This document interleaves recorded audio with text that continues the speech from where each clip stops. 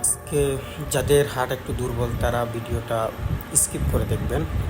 গণভবনের ভিতরে যে গণকবরগুলো পাওয়া গেছে তা সেখানে যে ছাত্রদের গণকবর পাওয়া গেছে তাদের বই সহ খাতা সহ নাম ওখানে লেখা আছে।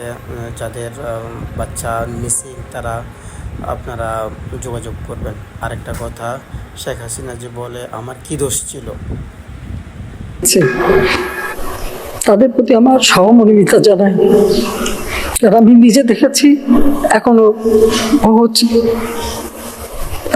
কালকে একটা ছোট শিশুকে পর্যন্ত দেখলাম। এটা অত্যন্ত কষ্টকর।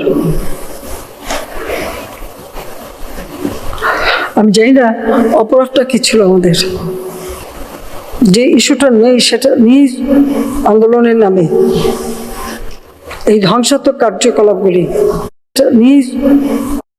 আমি জানি না অপরাধটা কি ছিল আমাদের,